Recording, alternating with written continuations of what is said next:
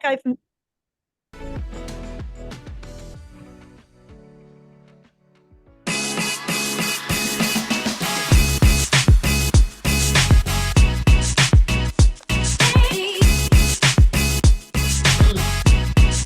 Hi, I'm BD Dalton from Rockfine Group and founder of the BullRing, which is Birmingham's answer to the Dragon's Den and Shark Tank.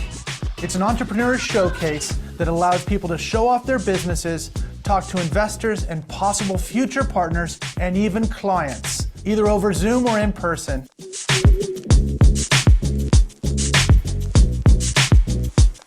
What's in it for you? One, if you're an entrepreneur, you're going to learn what else is out there, what problems people are running into, and also what investors and clients are looking for in new products.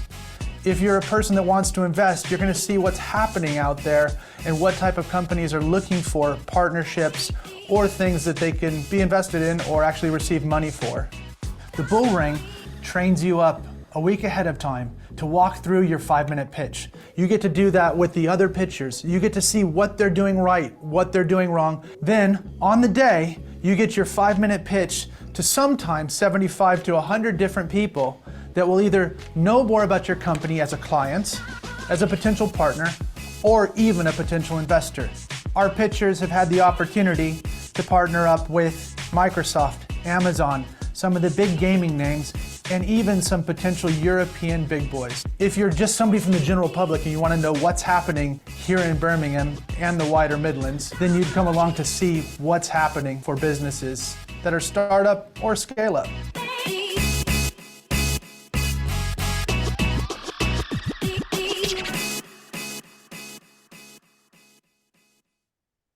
Hey everybody, welcome out to the BullRing in May 2024. Have some great people today pitching and have some great people here as our bulls. So I'm BD Dalton from Rockfine Group, and I'm going to be walking you through what we do today. The BullRing is our give back to the entrepreneur community. And what we're doing here is we have bulls. And the bulls here, this isn't like Dragon's Den where the dragons are there to attack you, pull them apart. Our bulls are professionals that have been around for a long time, good in their sectors and know a lot about investing, but are here to make it so that the pitchers look better, feel better, and you get to understand as an investment community the goods and the bads of some of these pitches. So here's some of our bulls, and you're going to get to meet some of the ones that we have on today. We always have 3, and they give great feedback. So we've had more than 60 people be bulls, so that video is actually old now. The pitchers come from all over the place, but we've had people from gaming, like we said, manufacturing, food, everything else, and you're going to get to see 3 amazing digital pitches today. So we're going to move over to, this isn't, when we went online, Zoom actually made it so that we went international. So we've had pitchers from 30 different countries. We've had bulls that are sat in different places. One of our bulls today sat in Boston, so all over the place, and pitchers that are from all over the place. We have 2 international pitches today and 1 from the UK. So we're all over the place. COVID was a downside for a lot of us, but it was great for the BullRing because we were able to expand our network even more globally. So here's the next slide, and we're going to make sure that, here's what happens. I lead it. So BD Dalton from Rockfine Group. My job here is to take us through a very fast-paced event where you get to learn a lot about the pitches, you get to learn a lot about what pitching looks like, selling looks like, but also what investors are looking for when you're out there talking to them. Or if you're an investor, maybe some of the things that the other guys are looking for that might want to go in on an investment with you. They're 5-minute pitches, very difficult, and we'll talk to you about how we've trained these guys up. Mike Pagan will walk you through our pitch perfect practice. The bulls will give feedback, and then the pitchers will get their 1-minute feedback, so something from the bulls, then back from the pitchers to respond, but we try to keep it fast and furious. The last bit is you actually get to participate. So we have polls that will come up as we go through. So if we move on to the next slide and we talk about the actual polls, so actually, Mike's going to talk about pitch perfect practice. So it's been a while. We haven't done this for 6 months, so it's running along. So I think Mike's the one on the left because he's a little bit taller than me. But Mike, could you walk us through the 5-minute pitch? I'm not going to respond to your heightism there. That's not how it works. Anyway, pitch perfect practice is one of the things that we put all the pitching companies through. And the key part of it is when we're talking about a 5-minute pitch through the medium of a camera lens the size of your little pinky finger nail, it's not easy. And there's zero interaction and response because you can't even see if the audience are awake or not, or whether their cameras are on. So it's about presenting in 5 minutes the story, the energy, the engagement, because off the back of this pitch, there's potential to either raise 1 million, turn over 1 million within the next week or next year or next 4 years, whatever it is. So I always focus on this being $1 million or £1 million pitch. How can we get it to that standard? So these guys are all geared up. They've got amazing products today. We really enjoyed working with them, putting it all together. And for you today, the guys pitching, just be authentic, be yourselves and have fun because the investors want to invest in the individuals. Technology is great, the essence is great, but it's you that they're really buying into as well because can they trust you? Can you carry the can? Are you going to give them the return on investments? I think we're in for a fun day today, BD. Thank you, Mike. That's awesome. And yeah, it's 5 minutes. Most people either get 1 minute pitches or 15-minute pitches. So we try to keep it very concise because we want you to get the energy and enthusiasm from our pitchers. So we're now going to introduce you to our overall polls and how we do this. So you get to participate with us. So we have a little thing called investable or not investable. So here's your test. We're going to do these throughout, but this is the first one you get to do. So we're going to run the poll and we're going to show you. Here it is. So the first poll for today, we're going to launch it and here we go. So if everybody can see that on their screens, how many bull rings have you been to? This is my first. I've been to a few, or I wouldn't miss it. I've been to many. And then, so you're flying in there. We're learning. We're flying in fast. What this also does is when we're doing this for the pitchers, it allows us to give them instant feedback. So you get the feedback from the bulls, but you also get your instant audience feedback, which actually makes it a lot better because then investors in the room could also see what the other people are seeing and look at possible ways that people can interact. So there we are. So share results. Very good. Okay, so it looks like you've been to a few. We're working our way through 150. You're right. We've worked with that, and it's a Rockfine group. Very, very good. Thank you so much. We'll stop sharing and move on to the next. So you're here to get professional feedback. You're here to hear about the pitches, but you also want to see what investors are looking for. So overall, our first bull that we have in is Naomi Nash from Tech WM. We've changed it from Birmingham Tech. We've changed it from all sorts of things. But Naomi, so tell us a little bit about yourself. Hi, thanks, BD. Hi, everyone. Yeah, I'm Naomi Nash, and I have been working with startups and scale-ups, specifically in the tech sector, for the last 10 years.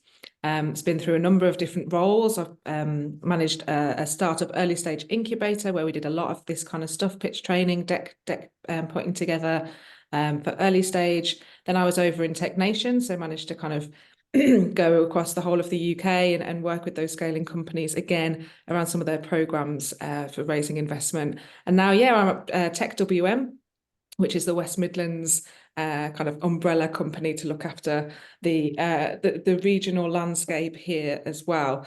And we're also the company behind Birmingham Tech Week. So I always love these sessions, love hearing what they're doing, but also I'm really just here to help and kind of give some really good feedback.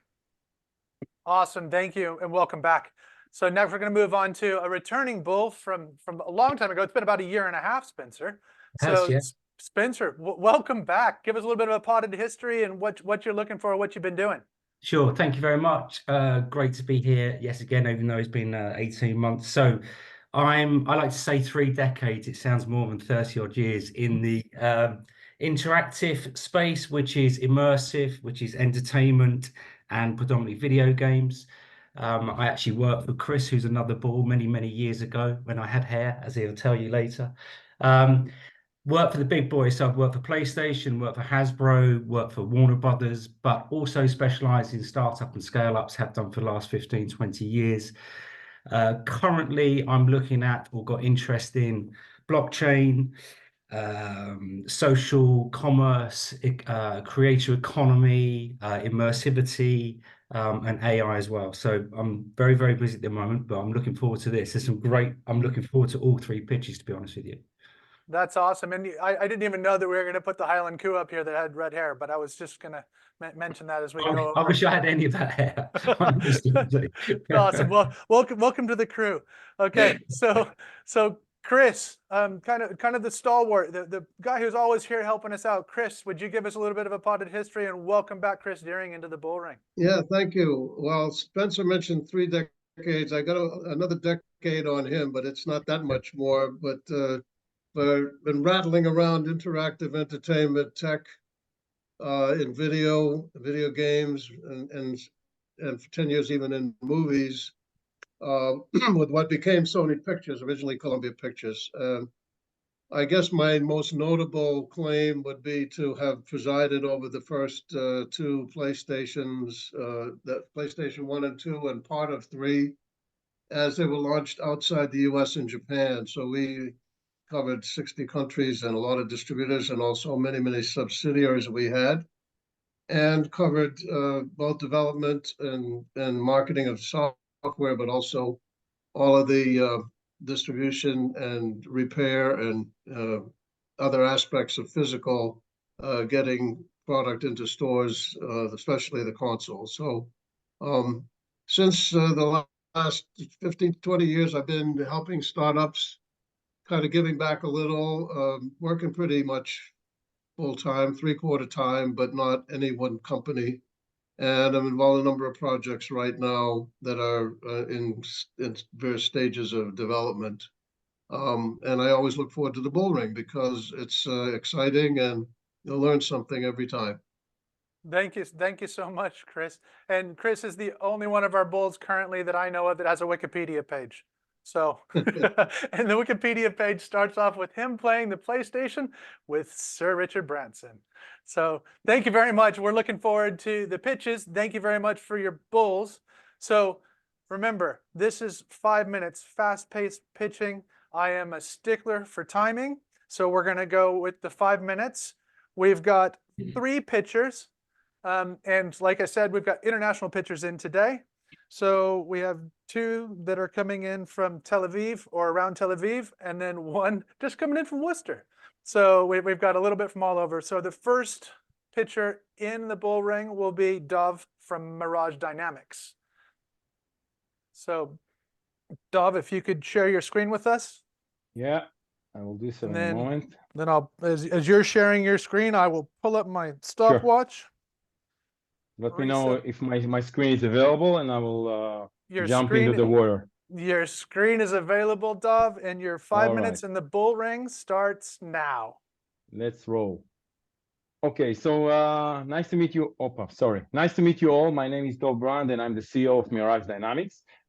Mirage is actually into the video content industry, and we are coming to address the challenges in creating revenues in these very challenging days of subscription and advertisement world. So Mirage is actually introducing a new way of monetization based on in-video monetization. Let me show you an example of what we're doing with a company in India. We are actually taking the video, we are analyzing the video itself to determine or to track areas that could contain advertisement, either by hanging billboards, or sorry, started from the beginning, but you'll get the chance to see it again. Track areas could be on vehicles, on walls, on hanging walls, any place. What we are doing is we are analyzing the scene itself and looking for parameters such as exposure time, the size, how many brands are in the picture, and many other parameters, and eventually determine if the scene itself is capable of holding or carrying an envelope of advertisement, while the inner advertisement could be exchanged in real time per the user watching the video itself. So Another example is what you could see here. This is the source original is on the left corner. While you could see what Mirage is doing actually with this scene. What we have done is we analyze the scene itself. We tracked several opportunities to insert advertisements or to insert the envelopes or the carriers to carry the advertisement. But eventually, based on our AI solution, decide what is the ranked or what is the higher ranked opportunity to be originally or placed into the video. By the way, it could be more than one advertisement at a time. What we're also doing is we are contextually analyzing the video in order to determine what is happening within the video itself, because nobody's telling us beside the description or the title of the video what is actually happening in. And then per each of the scene, we generate some kind of a story or the labels carrying the information about this particular scene. The information is helping us for two things. One is to create the perfect match between the billboard or the inserted object and the scene itself. But maybe more importantly than that, we actually use the information in order to match the advertisement, the right advertisement with the scene. Because, for example, in this scene, food or extreme sport will be more relevant than baby toys or something else. We are currently engaged with four customers. We're working with Free TV, which is Channel 12 in Israel, Channel 13, Soft TV, and United Kingdom Films. With all of them, we are working strategically, both on the implementation and serving their customers, but looking ahead to engage with their mother companies or groups, companies in the group. For example, in Channel 13, they are working also with Warner Brothers. So the idea would be to complete the POC in Israel and then take that into other dimensions, into other areas bigger than Israel itself. As for our team, we have a very strong team coming from the media industry. We also have professors from the University of Ben Gurion. One of them is the head of the computer vision department in Ben Gurion University in Israel. We also have advisory boards coming from very strong companies such as Papaya Global, which is a unicorn company, and the ex-CEO of Channel 5, which is the sport channel in Israel. Our current investors are Lab02 and Takwin. So far invested $1.7 million in the company. Today we are looking to expand our company and fund additional $3 million in order to improve our product, come up to an automatic solution, end-to-end solution, and a SaaS implementation. Expand our company into United States, which is the number one entertainment domain today, and come up with an end-to-end solution offering both technology and demand as in a one-stop shop. This is it for now. I hope you have questions, and I'm here to answer them. Thank you very much, all. Thank you. Perfect, Dov. That was great. And I don't know how many of you speak a second language, but that's awesome. And Dov's fabulous at that. He brings stuff in. So it was very good. So we're going to start off. We're going to go Naomi, Spencer, Chris on this. So Naomi, if you could give your feedback first. Yeah, sure. Hi, Dov. Thank you very much. Great Naomi. pitch. Yeah, definitely second language that's next level. Yeah, I thought it was really good. I thought it was, I really liked the visuals, the way that you could show the videos in action as they are, and the technology that is used for them. And I really like your kind of future vision, that global expansion, explaining what that next raise is going to be for. The only things that I would say is I didn't get exactly who your customer is. So is your customer the people that are producing the videos, or is your customer the advertisers that want to get more publishing space? And what kind of competition is out there at the moment? What's the market looking like? But other than that, very good. Cool. So thank you for the feedback. So to start with, like, our customers are the publishers, the media publishers. So for example, if like to give a name that everybody knows, so CBS, HBO, Netflix, companies as such, because like on one hand, they are engaging with the customers, so they have the impressions and they have the eyeballs. And on the other hand, they have the technology and they have the connection with the advertisers. All right, okay. On top of that, we also have our intention to come up with a SaaS service that will bring in also advertisers for companies that don't have or are not capable of covering the entire range. Because eventually, somebody needs to buy the inventory that Mirage is generating. So the idea would be to use the publisher's content while bringing all the rest, technology and the advertisers itself, which eventually leads to the revenues. Perfect. So this is that was really good, because I know that'll probably feed into what Spencer. Thank you very much, Naomi. Great question. Spencer, over to you. Okay, Dov, congratulations.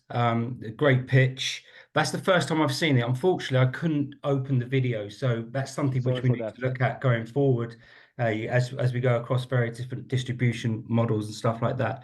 I've got interest in AI and various other bits and pieces, including fast channel. So you're dealing with so fast, which is interesting. I think it's a fabulous market in the sense of the opportunity.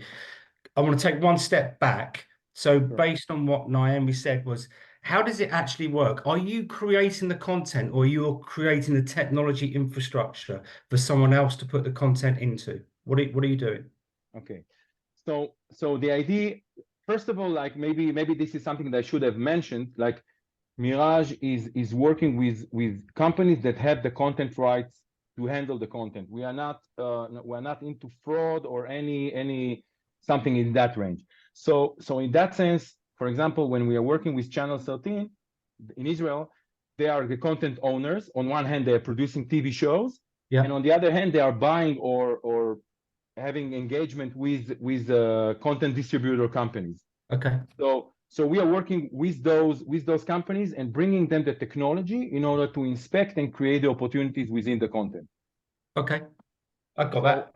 And in terms of just another note on that, like we're not manipulating the content itself. I mean, we are keeping the content as is. We are just creating. We are inspecting the areas or detect the areas that are relevant to us. We are creating the implementation to insert the object within, and only switch those particular segments. We are not dealing with the entire content. The original content remains untouched.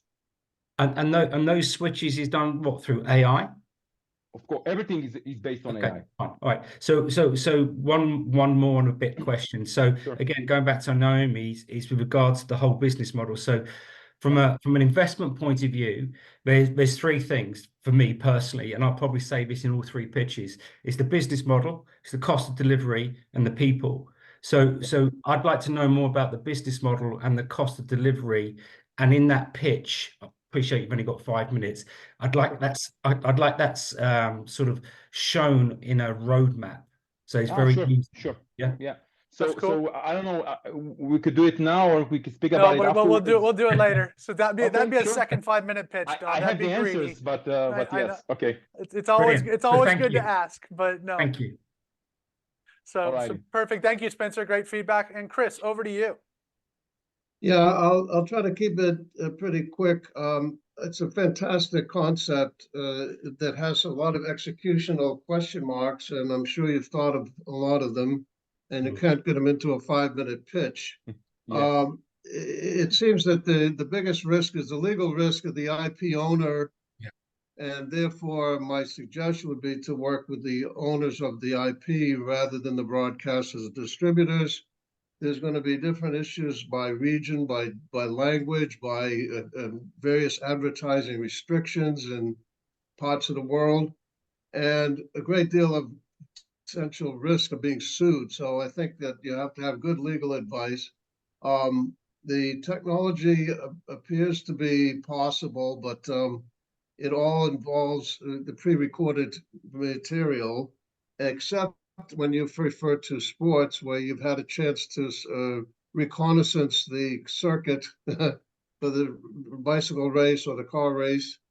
And so then working with, a big circuit owner like a Formula One or a NASCAR obviously would be the best way to go. So they're least likely to be sued. But I agree with Spencer and Naomi. It's hard in the pitch, but you really have to give some kind of a indication of the cost of doing this on actually delivering the ads on and off by country, by source, because it may be that poster board with the McDonald's fries on it might be McDonald's fries in one country, and it might be an electric motorcycle in another. And then for a shorter period of time, depending on how much money the advertiser has to spend or you want to charge, et cetera, et cetera. So I'm not telling you anything you haven't heard, but within a 5-minute pitch, at least some kind of a scope, a scale, a projection of what the 3 million could bring back if things go well according to a mid, high and low plan, et cetera. But I did have some involvement with placement of ads in games going way back to 2010 in the era of Massive, and of course the Jerusalem partners had Double Fusion. So I know the space for inserting into games, but that had big issues of the code of the game and other too much frequency and not enough reach. This has much more potential, and congratulations, I would say. Yeah, thanks. Thank you. Perfect. I think that was great. I don't think that needs feedback as much, Dov, because I think those are a lot of great statements, and they all fed into Spencer and Naomi's comments. BD, sorry, Yes. BD, can I just, I know this is not the format, but can I just say one thing, picking up from what Chris said? Yes. I'm part of a new co on some AI. My two biggest expenses is the compute eventually, and also legal. Because and AI, I love AI, I absolutely adore it. But the legal minefield, as Chris has quite rightly highlighted, is frightening. Absolutely frightening. I agree. So just to give my note on that, again, you all raised like the most important parts that we are constantly speaking about at the company. But like on the legal part, that's the reason we are working with United Kings, which are the video content production house, in order to receive all the feedbacks and to be very delicate and very precise on what we're capable and not capable of doing. So definitely working on that. And in terms of geo, so that's the whole idea of the solution. We are capable of replacing the ads on the spot per user. Perfect. No, all that's great. This is the 5-minute pitch. This is the Mike and I always like to say this is the tell me more. And obviously all of the bulls are saying tell me more. So hopefully that happened. There were some questions in the chat, which we'll pass over to you, Dov, or you could look at those as we go along. And you could put your items in the chat. So everybody in the audience, here's your chance to give some feedback using the polls. So let's see if we can do this. So we get the polls up, and we have our BullRing on LinkedIn. So we'd love you to go out there and make sure you get in there and follow us and like us and love us and all this stuff. So I'm going to launch Mirage Dynamics. Here we go. So hopefully you can all see that. But the easiest way for us to get out there and help all sorts of people out in the field is to make sure that more people know about us. So spread the word, share, like, love us on LinkedIn, because that's the way that we can make sure that this labor of love goes further, so we can talk to more people about amazing companies and amazing entrepreneurs. So I've got about 3 more seconds because you guys are getting really fast at this, and then we'll share the poll. So if we can share the poll, end it and share it. Share results. There we go. So you have that. So sort of, you kind of understand what happens. And a couple people said yes. Almost everybody asked, because it was a very specific ask. It's a yes. 14 of 14 said yes. And then invest a bull, more than 75%. So very, very good, Dov. Thank you very much for putting that out there for us. Thank you very much. Great to have you there, and we'll give you that feedback too. And everybody, you'll get the follow-up email from this that will give you all the contact details and further stuff for Dov and for Sachar and for Michael after this. So now we'll be moving on to our second pitcher. Our second pitcher today is Michael Tate from Quick As You Can. So Michael, I'll bring you in. And today the bulls after this will be Spencer, Chris, and then Naomi. So we're going to change the order up a little bit here. So Michael, you share your screen Okay. while I'm pulling up my watch. I get the hard part, obviously, just pulling up the stopwatch. So Michael Tate from Quick as You Can, your 5 minutes in the bull ring starts now. Hi, I'm Michael Tate, and I'm here to tell you all about Quick as You Can, the new online quiz marketplace where charities can raise money and build community. Quick as You Can tournaments are presented in person, live, via video to a remote audience. This is not a pub quiz. Players pay to enter, and they play 3 or 4 rounds of 1 to 3 minutes each. They can't cheat because you win by being quicker than everyone else, as well as giving the right answer. You want to ask a friend or Google, you can, that's fine, but it will take time. This makes the quizzes fair, and it also means that every round is a race. There is a user-friendly interface where the quiz operator, the charity, can upload questions directly or import them via CSV file or download them from an online database of over 15,000 questions. When each round is over, the players can check their rankings, can see the correct answers, and see any fun facts which the question master has uploaded. For raising awareness, there is also a free-to-enter play anytime version. Trials suggest of this tournament suggest that tournaments of daily quizzes are best, each 60 seconds, and each way you can get instant results and share it with your friends, just like Google.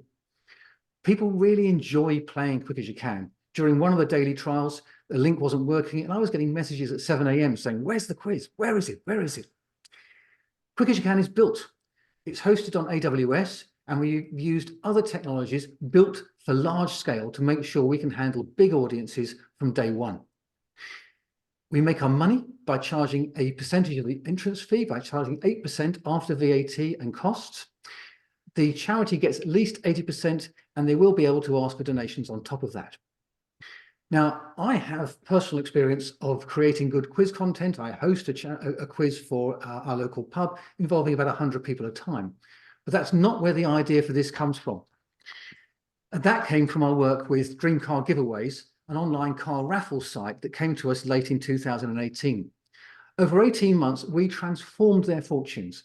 They went from £100,000 a month turnover to £2 million a month. They went from less than 5,000 tickets a month to 675,000 tickets a month. But in the process, they went very, very mainstream. Ticket prices came right down, and most of the prizes were for cash. This became just straight gambling. So we thought, well, could we use the experience we've gained in very large online audiences in very short spaces of time to create something more socially constructive, something that wouldn't be gambling, would be a pay-to-play competition of real skill, which the authorities would not classify as gambling and would be free from those restrictions. Quick as You Can is our answer to that. And we think it has huge potential in the sporting and education arenas and others. But we've gone for charities first because we can see the route to market. Charities have a need that we address, which is they need to raise funds month in, month out. They also have, a lot of them are very big. They have a huge reach, hundreds of thousands on their mailing lists. And so we think they're a much, much safer bet for us to go for to start off with. Now, it'll be a new market, so we've made modest assumptions about everything, really. We've assumed we'll get fewer number of players per quiz than we ever got with Dreamcar. And we've assumed that even after 3 years, we'll have signed up fewer than 2% of all the charities with an income over £50,000 a year. Even so, the figures look pretty good. We think we'll start to make money in month 9, and the total returns will start to become positive in month 15 and will carry on rising. So we'll have made 650,000 by the end of year 2 and 1.8 million by the end of year 3, at which point we'll be making over £1 million a year. Now, we can launch this ourselves. So why don't we? Why am I here looking for people and £125,000 investment? Because to make this really, really successful, we need 3 things. We need it to be the focus of my team, not a side project. We need to expand the team to make it strong and big enough to attract the large charity we want to kick off with. But perhaps most of all, we need expertise and contacts. The other iterations, the other versions of Quick as You Can that we have in mind require access to very big corporate networks. And we are very good at what we do, but that's big ideas, branding and websites. We're not commercially savvy, and we have no knowledge of those big corporate networks and how to access them. So we want someone like that in our team, on our side, batting for us. That's what we'd like. Thank you very much indeed. Perfect. Okay. Well, let's bring it in. So Spencer, could you come Okay. in and give some feedback for Michael, please? Michael, that was great, and that's a perfect example of a really great pitch, because I've got a list of questions based on your pitch. Just looking at the slides, yeah, and a lot of those were quite critical, yeah. However, what you've done is absolutely created the story around it. So everything I wanted to ask, right? There's no why, there's no financial ask, etc., etc. You answered all of that. I'd put some of that stuff in the actual deck, because I'm a strong believer in, if you sent that to me, okay, I might send it to someone else. And if you can't answer those questions, or those questions haven't been answered by that person reading that deck, it sometimes brings up a negative thought to it. I really, really love this idea. Really love the idea. Okay. And I don't know if you're hitting the right marketplace with regards to charity. So I did a bit of research on charity. The numbers are huge, but also there's real conflict. Someone would say 18 million, no one would say 52 billion, all this sort of stuff. So, and also charities are notoriously difficult to get through to. Yeah. And some of the research I did was that on the voluntary side, something like 50% make no money or something like that. Yeah. I think personally, and you've proved that with the car scenario, I think you should go into the heartland of the commercial area. I just get a really good feel about this, and I have a few ideas how you accelerate that up. Yeah, because again, going back to charities, I'm assuming the legislative slide is the onus is on them. I'm assuming that the marketing is based on them, etc., etc. And unless you're talking about some of the really big guys, the Bernardos, etc., etc., I'm not really sure some of these charities have the expertise and bandwidth themselves to actually get the right amount of people on your channel for everyone to make money. With regards to making money, there's 101 different alternatives to Stripe. Yeah, Stripe are great. Okay, good feature set. But I was in a meeting yesterday with a new merchant payment guy. He's just signed someone up. This guy was turning over 24 million and paying over £750,000 in merchant fees. This guy's just come in with a new proposition and reduced that down to 420.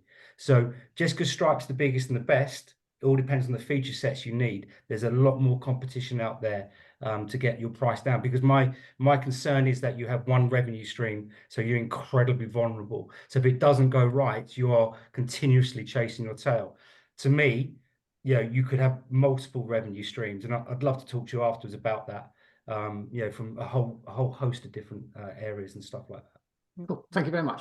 Michael, I think that one. We'll move on to Chris, because I think that he gave you everything you need, and then Spencer will have a conversation with you afterwards, because there's not a lot of feedback there that I think is needed. So we'll go to Chris. Chris kind of knows you a little bit, so you and Chris could I've been aware of this project for a while. I know a little bit how Michael got to where he is from the car idea into the charity idea. It's presented as a charity idea, and I certainly acknowledge Spencer's comments as to alternative ways to explore the technology and the concept. But within the charities,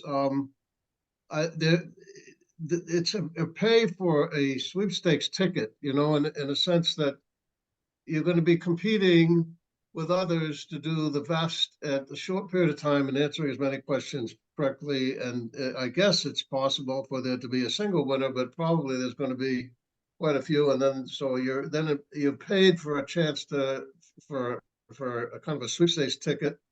But in the context of charity, that may all be fine. And the real question is, how wide is the net you cast? And it's the presentation mentioned the number of charities, number of contacts, mailing lists, etc. But obviously, this isn't going to be for all charities, so it needs probably a sponsor or a active protagonist, evangelist, somewhere between the Quick As You Can group and the ultimate charity. And so I think that perhaps the presentation would be more compelling if you said that you had spoken with one of the ad agencies or PR agencies that worked for charities. Most charities spend between 10 and 50% of their revenue on promotion, and there are plenty of companies that do, charity promotion work. If you are more aligned with the top 2 or 3 of those, it may be easier to progress to a point where you scale up. But it's an interesting idea. It has the tech behind it. It has a sense of modernity in sort of the tic-tac world where everything is quick, short attention span. And there's a way to move the project ahead. The presentation was quite good, a little bit hard to read in the typefaces, etc. And mentioning the alternative of the anytime play versus the pre-programmed play adds a bit of confusion to the first-time viewer or listener to the presentation. But I do understand it, and I think it's investable, and I think I've finished my comments so far. That's good. Michael, do you Thank need you. rebuttal for that, or was that a good? No, it's all good, all useful. Thank you. Perfect. Naomi, you're up. Feedback for Michael. Hi, Michael. Thought it was a really, really clear pitch. You spoke through it really well. You obviously know your stuff really well. The deck was clean, no problems there. Yeah, again, similarly, I have a bit of a checklist of things that I'm listening out for, and you did manage to cover most of them. I do agree with Spencer's point. I didn't get how the charities, how much of their time would be used on it. So is it that they pay for access? No, that's free for them, I think. Or I don't think that was mentioned either. It's free for the charities to use. Is it small subscription? Small subscription, so that's a secondary revenue as well as the Yeah. thing you get. Okay. And then do they have to come with the questions? Do they have to, publicize it, all that kind of stuff, which I know can be difficult. So I agree with Spencer on that one. And I also missed, it might have been on the deck, but I did miss what the percentage of winnings to the fastest or the most correct person was from that side of things, which is fine because you can just kind of go over that. I was just wondering, you said you needed 125k investment to take it from a side project to a real one. So is this all voluntary at the moment? No one's being paid, and you're looking to make that leap. Does it require? How many staff would it require to do that? At the moment, my team's built it as a side project Yeah. to our day job, as it were, and that's a team of 4. And I would want to expand that to include. Depends how we exactly do it, but by another 2 or 3 people, basically. When we were running Dream Car, and we would have 1,500 people on video, and we would have many tens of thousands of people online as well. It got very hairy with just 1.5 people technical handling that. And so we'd want to have a bigger comfort zone than we had then. But it's amazing how small a team you can run these things with. So yes. And the prizes would be one of the things charities can do is because what people do is they pay to win the prize, which might be a car, or if you've got the beauty of having money, you don't have to buy the car. You just have the money, and you say, it's 50% to the winner or whatever you want.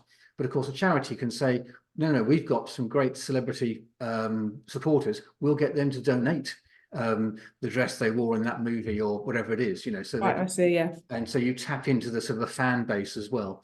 Perfect, Michael. That's really good, and I think great questions from Naomi. Good feedback.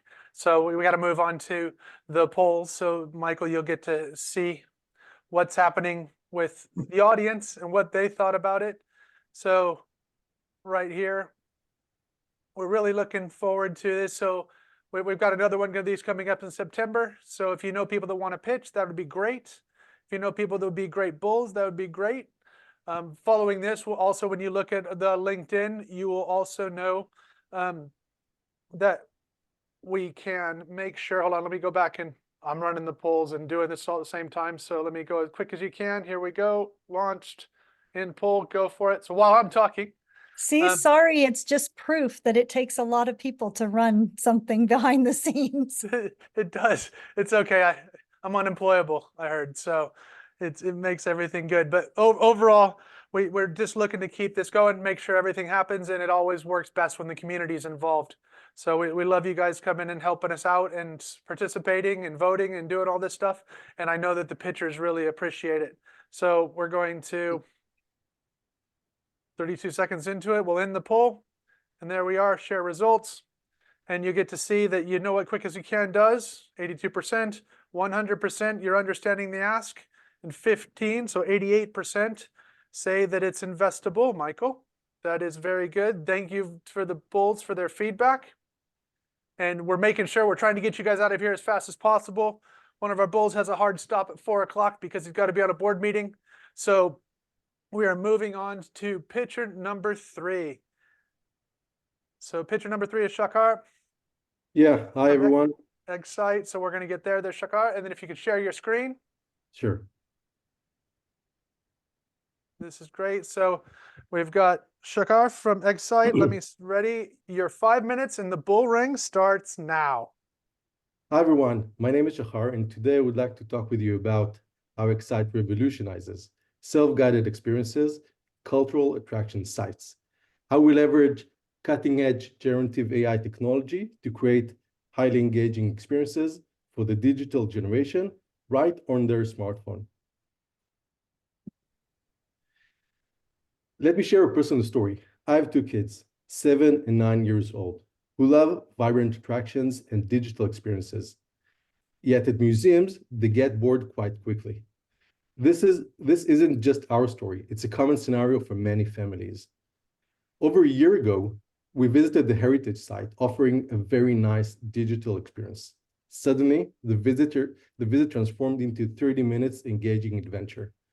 For me, it was a breakthrough, understanding the true potential of those experiences.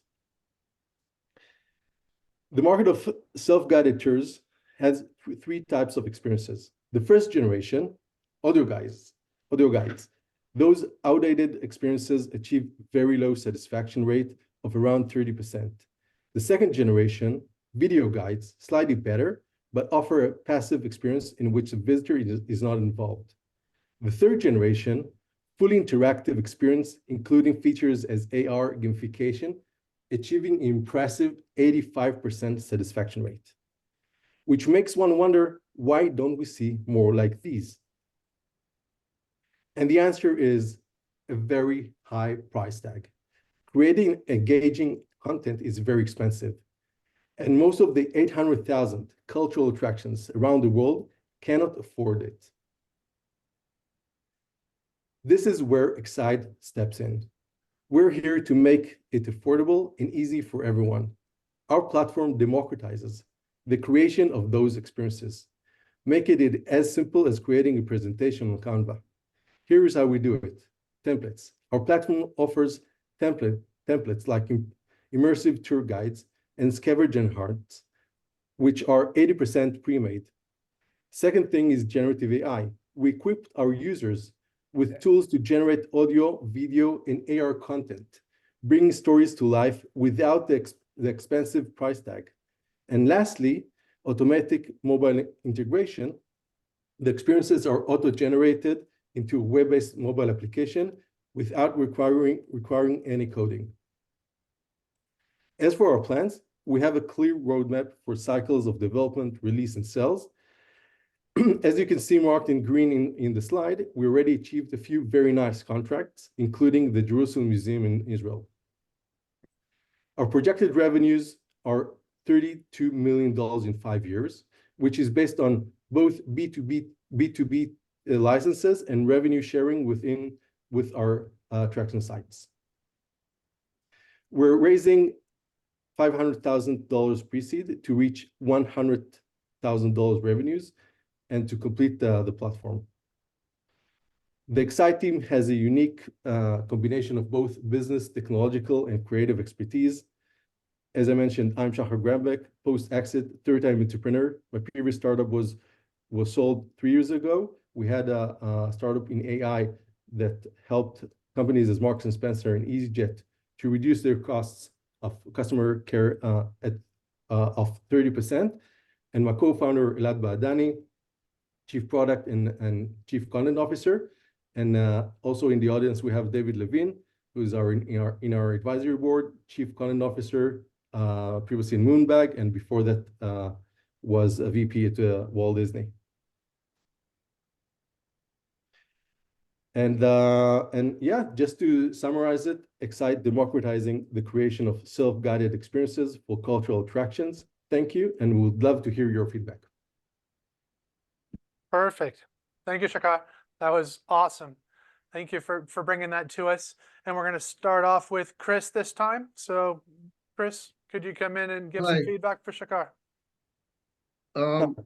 I think there's a great deal of passion and a technical understanding now going into this project. It was a little hard to understand what exactly is being proposed because the execution for each customer is almost custom made. The extent to which there's any AR or VR at all, the extent to which it goes beyond what's happened before, and whether or not it's affordable. As you mentioned, the third generation is $250K and up. It seems to me that this is a business that's very customized and might be better. Obviously, need to have some capital raised to fund the business, but it's a work for hire rather than a platform, because each project is extremely unique. There may be some that would apply across certain types of museums or whatever, but even in that case, the actual shows that are being exhibited are different, and so require special treatment. There wasn't a clear understanding to me as to how much, well, there was the projection of activity existing and planned, and I thought that was a pretty good chart. But of course, in 5 minutes, you can't really describe the use of funds to the extent that an investor would need to know. Overall, the concept is interesting. The presentation was engaging, but I think that needs to be more fine-tuned with the exact type of business that you're forecasting, and if it's work for hire, then say so. If it's a platform, then say so. That would be my comments. That's cool. Yeah, thank you for the great feedback. Oh, sorry. Do we need to? No, you go ahead, Dov, or Shakar. Sorry, Shakar, yeah, go ahead. So I'll thanks for the feedback. I'll make it short because we're getting close to the end. I want to say that first, there's a huge small medium-sized market for museums and tourist sites who generate their content by themselves. And with this platform, just as Canva, they can share their story. They know quite well the story of their site, the tracking site, and so they can use our tools that can use generative AI with their story to generate the content. And of course, bigger institutes can also use a third party that can use our platform to use it to generate their content. But anyway, we're lowering the cost of implementing those types of experiences for any museum and tourist sites around the world. Perfect. And I think and Shakar can walk people through it. If people want to see it, there's actually good stuff on their website and other things that to kind of walk you through it on a more digital basis. We just try to dissuade people from using video because sometimes it gets really slow.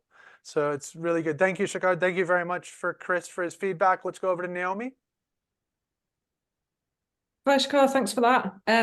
Yeah, I was pleased that you didn't use your video because it does take, especially as it's a short pitch, it takes up so much time. So that was great. Loved it. I don't know if you BD, did he have any time left, or did he reach the 5 minutes? Yeah, he actually had a minute left. Yeah, so I was going to say you probably could have expanded it a little bit more because you were going quite fast and it was hard to keep up. So either to slow it down or just add in some extra little bits would be really, really good. I love the fact that you've talked about your traction. You've got four venues currently. You talked about the team is obviously a really, really experienced team, really good. Would have liked to have a little bit more on the team just because of how great it is. The thing that I was wondering about was a lot of tourist attractions, especially museums in the UK, are free to enter, and it's kind of like a nice free day out for the family. So on one of your revenue streams says there was, I think it was only $1 per user or whatever, but that still might be quite difficult to get hold of. And also, would there not be hardware costs to the attractions? Because at the moment, you can get if the if the spaces wanted to get an app or something, that's fine. Everybody's kind of got their phone, but would they not need multiple kind of headsets or different types of technology in place? And is that a cost that you would put on top of your services to provide, or would they have to kind of get themselves? Yeah, it's a great question. So what we see in the market today is that some of those museums or sites have hardware, a device, audio guide device on site, which is very expensive. And some of the way that we can democratize and lower the cost is that we can move it to the visitor device, because everyone has smartphone devices today. And so you won't need to buy some headsets that are very expensive. And on the other hand, most of those sites, what we see is that they would like to increase their traffic. They're measured on traffic. And in order to do that, they would like to extend the experience. And they can do it with us at a very low price of around a few thousands of dollars per year. Let's say $3,000, $5,000 per year for the smaller sites. So it's definitely affordable for them. And instead of what they have today is a price tag of a few dozens of thousands of dollars to do that. So it's definitely also something that also free entrance sites would they be able to afford it. Okay, I just have really quick while I remember, similar to the last pitch, just about, I know you've said the software is going to be really easy for the end user to be, for the organization to use. Gen AI, great, does require a little bit of kind of putting together and updating and all that kind of stuff. So just wondering if you'd thought about, would you put across any kind of training for them when they're kind of implementing it as well? Or could you create the content for them at an extra cost or something like that? Just other ways to kind of get revenue. Yeah, so our model is that we'll have our strategy is to have potentially an ecosystem around that. So professionals would be able to do that, just like a lot of platforms around the world that you can use. You can hire a professional to use it, but we're focusing only on technology. Okay. Cool. Thank you very much for that, Shakar. Thank you very much, Naomi. And over to Spencer. Thank you. Yeah, so I totally get Chris's point about knowing your audience. You hit my soft spot, or my sweet spot, should I say, because I've just spent 4.5 years as CEO in an immersive company, and this is right in my heart. And we've done a lot of work with attractions, museums, etc. So to me, obviously, I know the content. It was a great pitch. Okay, I totally understand where you're coming from. But to Chris's point, if you're going out to investors who are not in that marketplace, they have a very boring KPI, okay? And they just keep ticking those boxes. And therefore, you've got to be able to answer some of those questions and stuff like that. I think personally, as I said, I've worked in it, the potential is massive, okay? Museums, if I could talk only about UK museums, I don't have a broad knowledge about outside of the UK. These guys are having funding issues, and they are desperate, absolutely desperate to create revenue, okay, additional revenue streams. As Naomi said, a lot of it is free. So they're working on, merchandise at the end of the tour, or drinks, food and beverage, etc., etc. I think using the visitors hardware, brilliant, absolutely brilliant, because that not only allows you to have that the opportunity of the experience there and then, you can actually, if you're clever about it, you can extend that extension, and so can the museum or whoever it might be, theme parks or whatever. So when that person is outside of that environment, so I'm not saying you've got them 24/7, but you've got a much better retention rate than if it's just a straight in and out scenario. The issue you've got, And I don't think it's about raising money, to be honest with you. The market is absolutely right. The actual target is absolutely right. The issue you've got, I don't know what it's like outside the UK, is the bureaucracy of the museums and how long it takes to actually get something up and running. And I know that from a very, very first-hand experience and so on. You've got 5 minutes. I couldn't look at the numbers in any real detail, but 500K doesn't touch the sides. I think you've got an opportunity. Go big, just go big, because I think the market is there. I'm saying it all from a theoretical point of view, but I think there's a huge opportunity there. Likewise, with what Naomi said, I appreciate you talking. You're a tech company, all right, but I think you need to provide incremental revenue stream. You need to provide some form of content creation for the end customer stroke clients. It won't happen otherwise. It really won't. These guys need to be delivered stuff. And if you're doing drag and drop, even though it's encompassed with AI and stuff like that, I don't think they get the. I don't know what the roadmap is when it comes to creating content, but I don't think they will produce the result which they want to produce, which allows the consumer, the customer, to be actually totally engaged and really, really galvanized by the whole thing. I think you have to look at that very clearly. That's really good, Spencer. It's almost like the AWS through the SAP providers model or something similar to that. But that's really good. Thank you for the feedback. And Shakar, I know you're chomping at the bit to get the answers, but we've hit the Sure. wall on the number. Thank you. Chris, I know you've got a meeting right now. Thank you very much for your feedback. We'll see if you're the bull with the mostest. We'll tell you if you won that at the end. Well, I'll vote. I know you'll vote. I know you'll vote for yourself. No, it's good. So I'm going to hand it over to. Oh, I mean, but no, I'm just talking about on the pitch. It's very, very, very good. Okay, here we go. So let's. I'll put this up because it's my turn because like I said, I'm unemployable. Here we go. So launch it. So go ahead, give us our feedback for X-Site so that we know Shakar can see if you understood, you know what he was asking for, and if he's investable or not investable.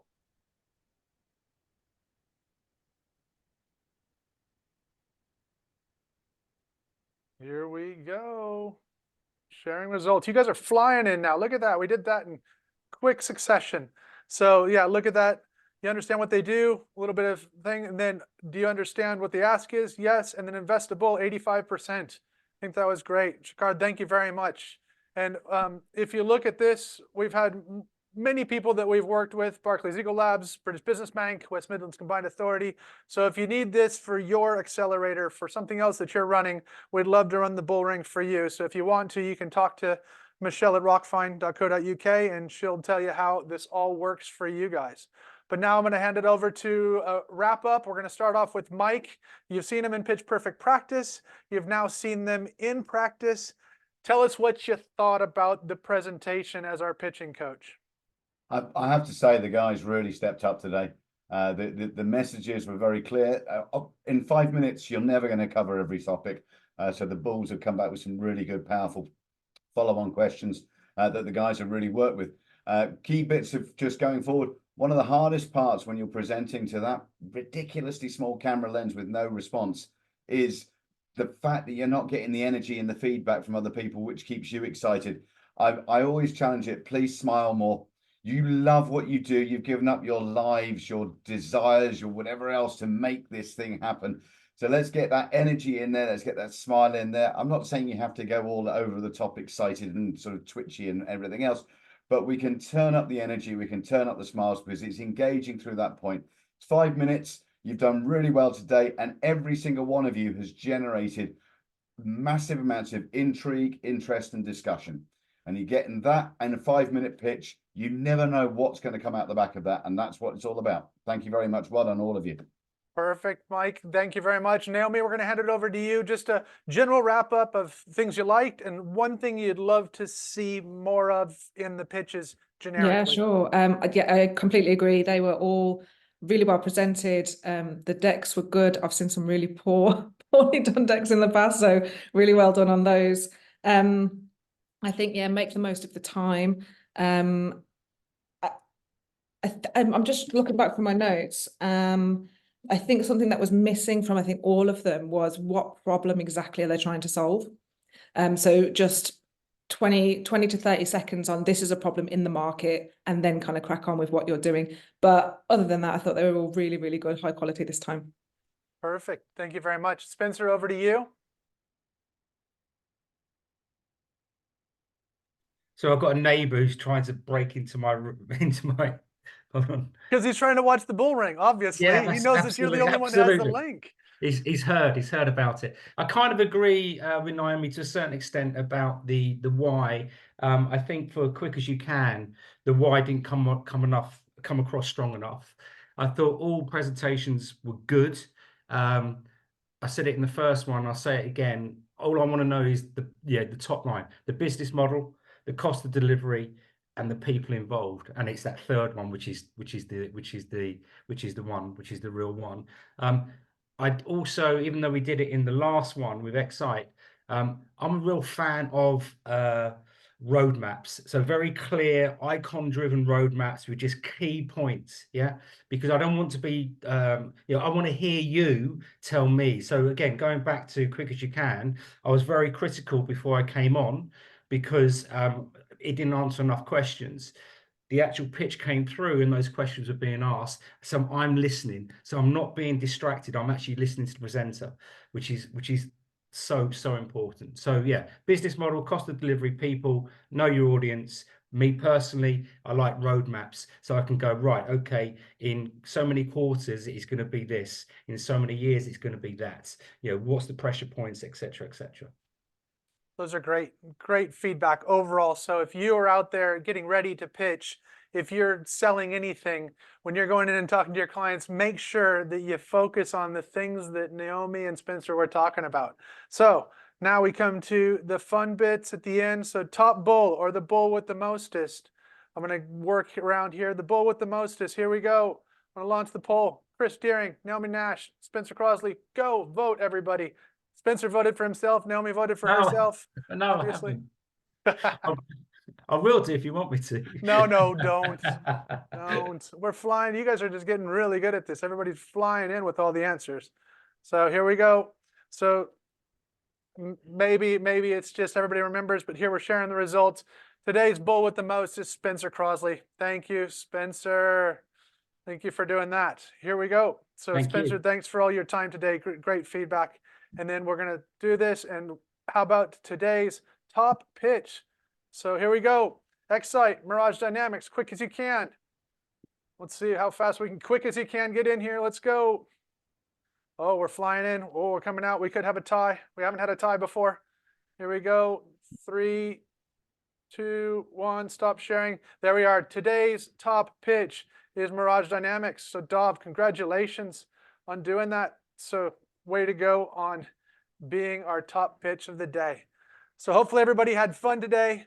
Actually, I said September, but the team, the powers that be, have said November, because I guess in October, actually, Naomi and Tech West Midlands are going to be running our our tech event, aren't we? So we'll have Tech Week here in Birmingham in October. So we don't want to compete with that. We'll bring you back here in November. So thank you very much for coming out today and spending your time. Thank you to our pitchers. And we will send out everything that you need on the follow-up email to this. Remember to share this. It'll be on YouTube. We'll have that out there. And Naomi's put the Tech Week information in the chat. Thanks to our pitchers. Thank you very much to our bulls for giving great feedback. Really appreciate everybody. And we will see you next time in the bull ring. Thanks to Michelle and Michael for running everything in the background and keeping me looking okay. So I really appreciate that. And thank you to Spencer, Naomi, and Chris, who's not here. So go out and have a great week, great weekend. Enjoy yourselves, and we'll have a great summer. And we'll see you back in the autumn. Good luck, Thanks, everyone. everyone. Cheers, Thank you Biggie. very much, Bye. everybody. Bye-bye.